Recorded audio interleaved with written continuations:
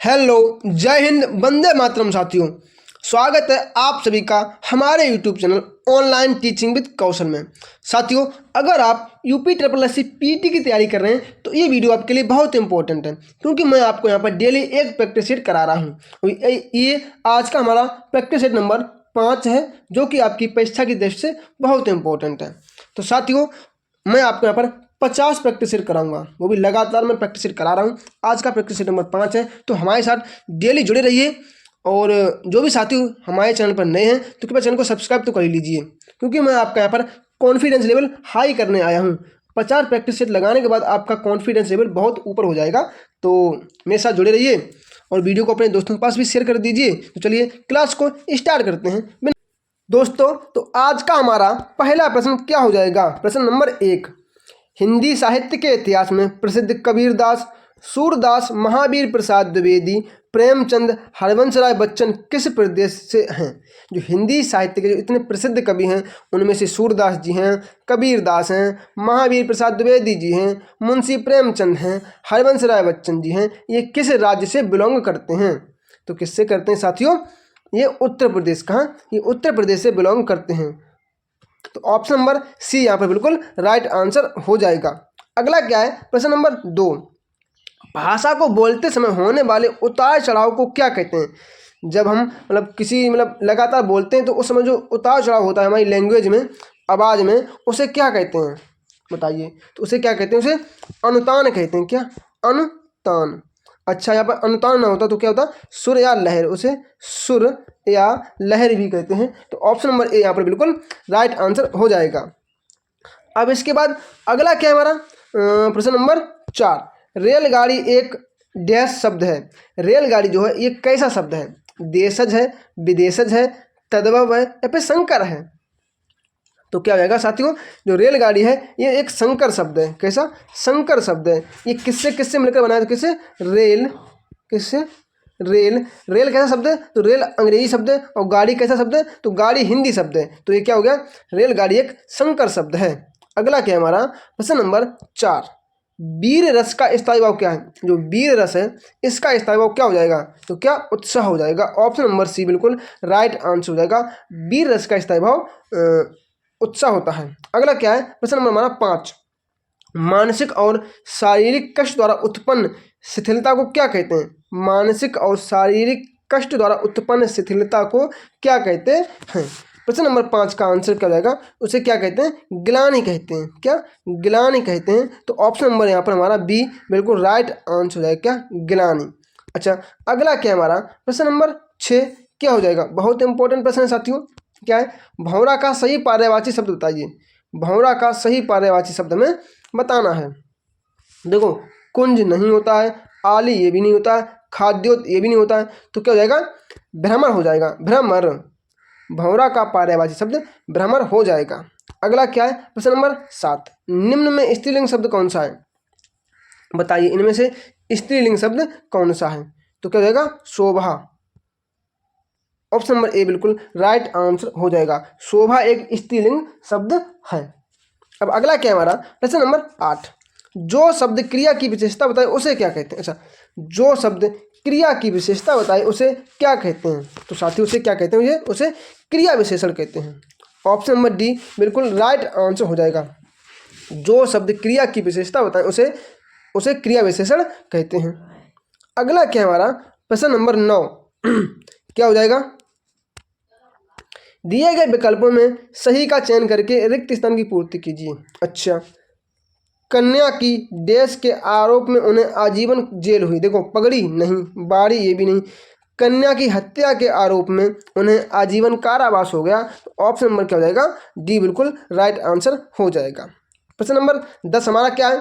मैं आज तक परीक्षा में सफल ही हुई हूँ, रेखांकित शब्द को पहचानिए। अच्छा, आज तक, जो तक है ये कैसा शब्द है? विशेषण है, संज्ञा है, सर्वनाम है या फिर निपात है? तो तक क्या है? तक एक निपात शब्द है। निपात। ठीक है। चलिए अगला क्या हो जाएगा इसका हमारे? चलिए अगला क्या है? प्रश्न नंबर 11 है। क्या हो जाएगा? निम्न में कौन सा विराम चिन्ह का प्रकार नहीं? अच्छा, इनमें से कौन सा एक विराम चिन्ह का प्रकार नहीं है? तो देखो, निर्देशक विराम चिन्ह है, लाघव ये भी है, विवरण ये भी, लेकिन उपदेशक कोई विराम चिन्ह नहीं है। ठीक है, तो क्या हो जाएगा? Option number C right answer हो जाएगा। उपदेशक किसी भी विराम चिन्ह, मतलब विराम चिन्ह में आता ही नहीं है, ये विराम चिन्ह है ही नहीं। चलिए अगला क्या हमारा प्रश्न नंबर 12 क्या हो जाएगा? 12 हमारा प्रश्न नंबर क्या है? जिन संज्ञाओं से एक ही प्रकार की वस्तुओं अथवा व्यक्तियों का बोध हो उन्हें क्या कहते हैं? ऐसी कौन सी संख्या है जो एक ही प्रकार की वस्तुओं व व्यक्तियों का बोध कराए, उसे क्या कहते हैं? तो उसे जातिवाचक संज्ञा कहते हैं। ऑप्शन नंबर बी बिल्कुल राइट आंसर हो जाएगा, जातिवाचक संज्ञा। अगला क्या है? प्रश्न नंबर 11, लट लटकान मनो मत मधुप गण मादक मधुई, इस पंक्ति में किन वर्णों की आवृत्ति के कारण अनुप्रास अलंकार है? अच्छा, इसमें अनुप्रास अलंकार आप ये भी जान लीजिए। अच्छा, इनमें किन वर्णों की बार बार आवृत्ति हुई है? तो किन की बताओ साथियों? ला और माँ। देखो, एक ला यहाँ पे ला भी है, माँ माँ माँ, तो क्या ला और माँ यही खाली शब्द हैं जो बहुत बार आए हुए हैं। तो क्या ऑप्शन नंबर बी यहाँ पे बिल्कुल राइट आंसर हो जाएगा। भाई साथियों, एक फ्री का नंबर था ये, तो आप कर देते हैं। चलिए अगला क्या है हमारा? प्रश्न नंबर 14, आदि से अंत तक के लिए एक शब्द होगा। आदि से अंत तो क्या होगा? अधोपांत, सॉरी आधोपांत हो जाएगा। ऑप्शन नंबर बी बिल्कुल राइट आंसर यहाँ पर हमारा हो जाएगा, आधोपांत। अगला क्या है? प्रश्न नंबर 15, निम्न में कौन सा शब्द विदेशज नहीं है? कौन सा शब्द है जो विदेशज नहीं है? तो क्या? लोटा। लोटा ये देसी शब्द है अपना, कि लोटा, एक लोटा पानी ले आओ। ठीक है, अगला क्या है? प्रश्न नंबर 16 क्या हो जाएगा हमारा? निम्नलिखित में से किस शब्द में उपसर्ग और प्रत्यय एक साथ प्रयोग किया गया है? जो 4 ऑप्शन दिए गए हैं, इनमें से ऐसा कौन सा एक शब्द है जिसमें उपसर्ग और प्रत्यय एक साथ प्रयोग किए गए हैं? तो क्या हो जाएगा? अभिमानी। अभिमानी, ऑप्शन नंबर बी बिल्कुल राइट आंसर हो जाएगा। अभी इसमें क्या है? अभी उपसर्ग है और मान क्या है? मूल वर्ड है और ई प्रत्यय है। ठीक है, चलिए अगला क्या है? प्रश्न नंबर 17, शब्द के 2 रूप हैं। शब्द के 2 रूप कौन कौन से हैं? तो कौन से हैं साथियों? ध्वनि और वर्ण। ध्वनि और वर्ण शब्द के 2 रूप होते हैं। अब इसके बाद अगला क्या है हमारा? प्रश्न नंबर 18 क्या हो जाएगा? क्या है? जसोदा हरिपाल ने झुलावे, पंक्ति में कौन सा रस है? जसोदा हरिपाल ने घुमावे, इसमें कौन सा रस है? तो क्या? वात्सल्य रस है। कौन सा? वात्सल्य रस हो जाएगा बिल्कुल राइट आंसर। अब इसके बाद क्या हमारा? प्रश्न नंबर 19, काकल्य ध्वनि है। इनमें से काकल्य ध्वनि कौन सी है? तो क्या होगा? हा, काकल्य ध्वनि के अंतर्गत आता है। ऑप्शन नंबर सी यहाँ पर बिल्कुल राइट आंसर हो जाएगा। अगला क्या हमारा? प्रश्न नंबर 20, अखरोट का तत्सम रूप है। जो अखरोट है इसका तत्सम रूप क्या हो जाएगा? 20 का आंसर क्या हो जाएगा? अछोट। क्या? ऑप्शन नंबर बी बिल्कुल राइट आंसर हो जाएगा, अछोट। चलिए अगला क्या है हमारा? प्रश्न नंबर 21 और 22 क्या हो जाएगा? नाक रगड़ना का अर्थ क्या है? क्या है? तो दीनतापूर्वक प्रार्थना करना। क्या? दीनतापूर्वक प्रार्थना करना नाक रगड़ना का अर्थ है। अगला क्या है? 22, पंच परमेश्वर के लेखक कौन है? जो पंच परमेश्वर है इसके लेखक कौन है? तो कौन है? मुंशी प्रेमचंद जी के द्वारा पंच परमेश्वर जो है ये लिखा गया है। ठीक है, चलिए साथियों, अगर आपने अभी तक वीडियो को लाइक नहीं किया है तो कृपया वीडियो को लाइक कर दें, चैनल को सब्सक्राइब तो कर ही लें, क्योंकि मैं आपको यहाँ पर डेली एक प्रैक्टिस सेट करा रहा हूँ जिसमें मैं आपको डेली 50 प्रश्न करा रहा हूँ। ठीक है, और 50 प्रश्न वही मैं प्रश्न आपको 15 से लेकर 20 मिनट में करा देता हूँ पूरे के पूरे। आप चाहें तो इसे 2x की स्पीड पर देख सकते हैं, 10 मिनट में आप क्लास अपनी ख़त्म कर सकते हैं। और मैं आपसे वादा करता हूँ, मैं आपको यहाँ पर 50 प्रैक्टिस सेट कराऊंगा। जब आप 50 प्रैक्टिस सेट पूरे कर लेंगे तो आपके अंदर कॉन्फिडेंस लेवल हाई हो जाएगा, मैं ये आपसे दावा करता हूँ। चलिए अगला क्या है? प्रश्न नंबर 23, जिस वाक्य में कर्ता की प्रधानता होती है, लिंग वचन प्राय कर्ता के अनुसार होते हैं, वे वाक्य कहलाते हैं। अच्छा, जिन वाक्यों में कर्ता की प्रधानता होती है, लिंग वचन प्राय कर्ता के अनुसार होते हैं, वे वाक्य क्या कहलाते हैं? तो वे वाक्य क्या कहलाते हैं? वे वाक्य कृतवाच्य कहलाते हैं। क्या? कृतवाच्य कहलाते हैं। ऑप्शन नंबर बी बिल्कुल राइट आंसर हमारा हो जाएगा। अगला क्या है? प्रश्न नंबर 24, हमें सूर्य नमस्कार करना चाहिए, रेखांकित शब्द का पर्यायवाची बताइए। अच्छा, सूर्य का पर्यायवाची हमें बताना है। सूर्य का पर्यायवाची क्या होगा? बहुत सरल है, पहला ही ऑप्शन है क्या? दिनकर। दिनकर सूर्य का पर्यायवाची है। चलिए अगला क्या हमारा प्रश्न नंबर 25 क्या हो जाएगा? क्या है? जहां वाक्य की गति अंतिम रूप ले ले, विचार के तार टूट जाएं, वहां किस चिन्ह का प्रयोग किया जाता है? अच्छा, जहां पर वाक्य की गति अंतिम रूप ले ले, विचार के तार टूट जाएं, वहां किस चिन्ह का प्रयोग होता है? तो वहां किसका प्रयोग होता है? पूर्ण विराम। वहां पर पूर्ण विराम लग जाता है, इसके बाद कोई भी शब्द या वर्ड नहीं आने वाला है। अगला क्या है? 26। जो कठिनाई से मिलता है उसके लिए एक शब्द होगा। जो कठिनाई से मिले उसके लिए एक शब्द क्या हो जाएगा? तो क्या? दुर्लभ। आपने सुना कि दुर्लभ जड़ी बूटियां या दुर्लभ चीजें होती हैं। ठीक है, चलिए अगला क्या है? प्रश्न नंबर 27 हमारा क्या हो जाएगा? 27 हमारा क्या है? यदि कोई पत्र सभी संबंध कार्यालयों को प्रेषित किया जाता है तो उसे क्या कहते हैं? मतलब कि कोई एक पत्र है वह सभी एक ही संबंधित कार्यालयों में भेजा जाता है, तो इसके लिए तो उस पत्र को क्या कहेंगे बताइए? तो उस पत्र को क्या कहेंगे? तो क्या?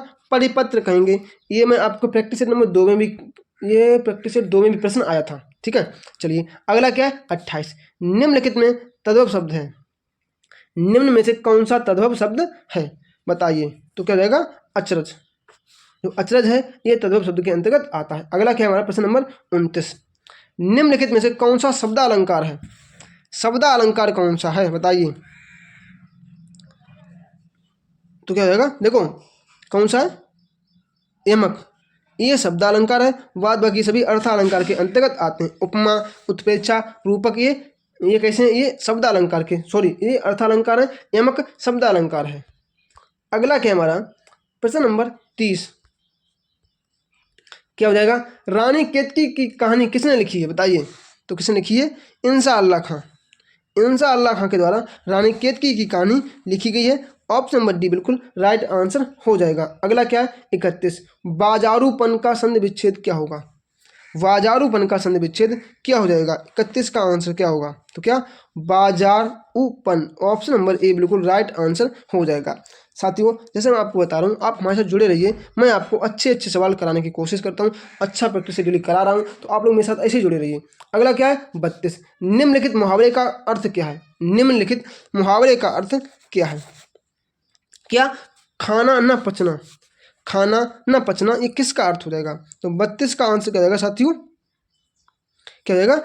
चैन ना पड़ना। चैन ना पड़ना माने घर वाले बोलते हैं कि क्या तुम्हारे उसके बिना खाना नहीं पचेगा क्या? तो क्या हो जाएगा? चैन नहीं पड़ेगा क्या? चलिए अगला क्या है? प्रश्न नंबर 33 क्या है?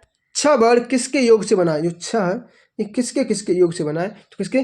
क और स के जो है मेल से बनता है। तो यहाँ पर ऑप्शन नंबर ए बिल्कुल राइट आंसर हो जाएगा। ठीक है, अगला क्या है हमारा? प्रश्न नंबर 34। लंबोदर में कौन सा समास पाया जाता है? जो लंबोदर है इसमें कौन सा समास पाया जाता है? तो 34 का आंसर क्या जाएगा? देखो लंबोदर किसका वो है? पर्यायवाची। तो किसका है? गणेश जी का है। और जहाँ पर्यायवाची शब्द आ जाए वहाँ बहुब्रीहि समास होता है, आप इतना याद रखिएगा। अगला क्या है? प्रश्न नंबर 35। मलिक मोहम्मद जायसी ने पद्मावत महाकाव्य की रचना किस भाषा में की थी? जो मलिक मोहम्मद जायसी के द्वारा पद्मावत है ये किस भाषा में लिखी गई है? तो 35 का आंसर यहाँ पर हमारा क्या हो जाएगा बताइए? तो क्या हो जाएगा? अवधी हो जाएगा। ऑप्शन नंबर ए बिल्कुल राइट आंसर हो जाएगा, अवधी भाषा में किया गया है। अगला क्या है हमारा? देखो साथियों प्रश्न नंबर क्या है? 36 से 40 दिए गए गद्यांश के आधार पर निम्नलिखित प्रश्नों का उत्तर दीजिए। जो गद्यांश है ये हमें अच्छी तरह पढ़ लेना है, उसके बाद जो नीचे प्रश्न दिए गए उनका हमें आंसर देना है। साथियों मैं आपको डेली बताता हूँ कि ये हमारे पास 5 नंबर ही फ्री के 5 नंबर होते हैं।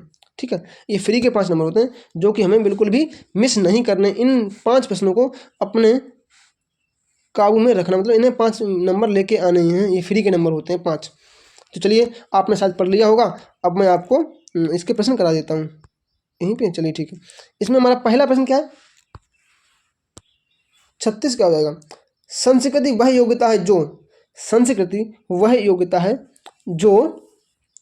जो नवीन आविष्कार कराती है, नवीन खोज कराती है, सर्वस्व त्याग कराती है। तो ये सभी सही हो जाएगा। ऑप्शन नंबर डी बिल्कुल यहाँ का राइट आंसर हो जाएगा। चलिए अब इसके बाद हमारे अगले प्रश्न इसमें से क्या है? 37 क्या है? गुरुत्वाकर्षण का सिद्धांत विज्ञान की किस शाखा के अंतर्गत आता है? अच्छा, ये तो सभी को पता होगा, छोटा बच्चा है वह भी करता है क्या? फिजिक्स, मतलब भौतिक विज्ञान के अंतर्गत आता है। अगला क्या है? 38 रूस का भाग्य विधाता किसे कहा जाता है? रूस मतलब रूस का भाग्य विधाता किसे कहा जाता है? जो रूस है, मतलब रूस का जो मतलब रूस की क्रांति हुई थी उसमें सबसे ज़्यादा किसने भाग लिया था? तो बताइए किसने लिया था? Karl Marx. Option number D is the right answer. अगला क्या है हमारा? प्रश्न नंबर 39 क्या हो जाएगा? कार्ल मार्क्स ने किसे सुखी देखने का स्वप्न देखा था? तो किसे? कार्ल मार्क्स ने मजदूरों को, सॉरी 38 का कुछ गड़बड़ लग रहा है। रूस का भाग विधाता किसे कहते हैं? तो लेनिन को कहते हैं, सॉरी लेनिन हो जाएगा ऑप्शन नंबर ए। 38 का आंसर ए होगा, ठीक है, गलती हो गई थी। चलिए अगला क्या है?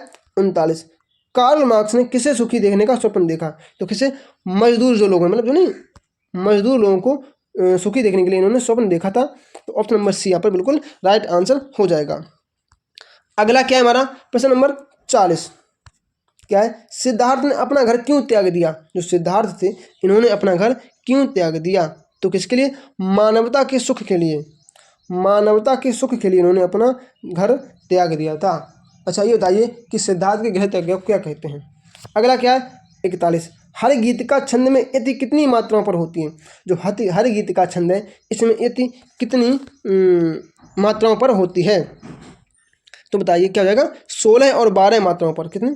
16 और 12 मात्राओं पर होती है। 12 और 16 ना याद रखें, ये आपको गलत करा सकता है। क्या? 16 और 12 होती हैं, ये आप याद रखें, मतलब बड़ा पहले छोटा बाद में, आप ऐसे याद रख सकते हैं। और कुल 28 मात्राएं होती हैं। अगला क्या हमारा? 42 क्या हो जाएगा? निम्नलिखित वाक्य में रेखांकित किए हुए भाग में कौन सा पदबंध है? अच्छा पदबंध, मेरे गांव के चारों ओर जंगल ही जंगल है, मेरे गांव के चारों ओर। बताइए इसमें क्रिया विशेषण है, सर्वनाम है, विशेषण है या फिर क्रिया है? तो 42 का आंसर बताइए तो क्या है? बताइए तो क्या? ये क्रिया विशेषण के अंतर्गत आएगा। ऑप्शन नंबर ए यहाँ पर हमारा बिल्कुल राइट आंसर हो जाएगा। साथियों मैं आपसे यही बोलूँगा, अगर आपने अभी तक चैनल को सब्सक्राइब नहीं किया है तो चैनल को जरूर सब्सक्राइब कर लें, वीडियो को लाइक कर दें, अपने दोस्तों के पास क्लास को जरूर शेयर करें। अगला क्या है? 43 निम्न में प्रेरणार्थक क्रिया है, इनमें से कौन सी प्रेरणार्थक क्रिया है? तो कौन सी है? जगाना।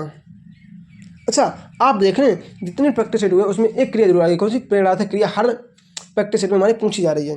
अगला क्या है? 44 संगम शब्द का संधि विच्छेद करने पर देश उपसर्ग के रूप में होगा। उपसर्ग तो क्या होगा? सम, हलंत वाला सम, ठीक है। चलिए अगला क्या है? 44 क्या हो जाएगा? सॉरी 45 क्या है? वाक्य में त्रुटिपूर्ण भाग का चयन कीजिए, यदि कोई त्रुटि ना हो तो डी का चयन कीजिए। अच्छा भारत सही लिखा है, सबसे बड़ा बिल्कुल सही लिखा है, लोकतांत्रिक नहीं लोकतांत्रिक होता है यही गलत लिखा है। तो ऑप्शन नंबर सी यहाँ पर हमारा राइट आंसर हो जाएगा। अगला क्या है? 46 जिसकी पहले से कोई आशा ना हो के लिए एक शब्द। तो क्या होगा? बताइए जिसकी पहले से कोई आशा ना की गई हो उसके लिए एक शब्द हमारा क्या हो जाएगा? तो क्या? अप्रत्याशित। ऑप्शन नंबर ए बिल्कुल राइट आंसर होगा, अप्रत्याशित। अगला क्या हमारा? प्रश्न नंबर 47 कुंडलियाँ छंद में होता है तो क्या होता है? कुंडलियाँ जो है ये किन किन दो छंदों से मिलकर बना है? बताइए तो कैसे? दोहा और रोला से मिलकर बना है। किनसे? दोहा और रोला। ऑप्शन नंबर ए बिल्कुल राइट आंसर हो जाएगा। अगला क्या है? 48 जिस समास में उत्तर पद के अर्थ की प्रधानता होती है उसे क्या कहते हैं? बताइए उत्तर पद प्रधान होता है उसे क्या? उसे तत्पुरुष समास कहते हैं। इट इज कॉल्ड ऑफ तत्पुरुष समास। Option number A right answer. चलिए अगला क्या है? 49 एफिडेविट का हिंदी अनुवाद। नहीं बोलते कि मैं एफिडेविट बनवा के आया हूँ, तो क्या मैं शपथ पत्र लेता हूँ कि ये जितनी भी जानकारी हमारे द्वारा दी गई है सारी की सारी जानकारियाँ सही हैं, तो इसीलिए हम लोग एफिडेविट का प्रयोग करते हैं। तो ऑप्शन नंबर ए बिल्कुल राइट आंसर हो जाएगा। साथियों ये रहा हमारा प्रश्न नंबर 50 जिसका आंसर आप सभी लोग मुझे मेरे कमेंट बॉक्स में कमेंट करके जरूर दोगे। जैसे आपको पता है मैं आपको डेली एक प्रश्न होमवर्क में जरूर देता हूँ। तो चलिए साथियों अब आप ये बताइए कि जो आज के 50 प्रश्न किए हैं इसमें से आपने कितने प्रश्न सही किए हैं? मैं आपसे वही डेली बोलता हूँ, अगर आपने 40 प्लस सही किए तो आप सही हैं, अगर आपके 40 से कम है तो थोड़ी सी मेहनत करने की ज़रूरत है। तो साथियों, अगर आपने अभी तक वीडियो को लाइक नहीं किया है तो वीडियो को लाइक कर दें तथा चैनल को सब्सक्राइब तो कर ही लें। तो चलिए मिलते हैं अपने कल की वीडियो में, तब तक के लिए जय श्री राम, राधे राधे।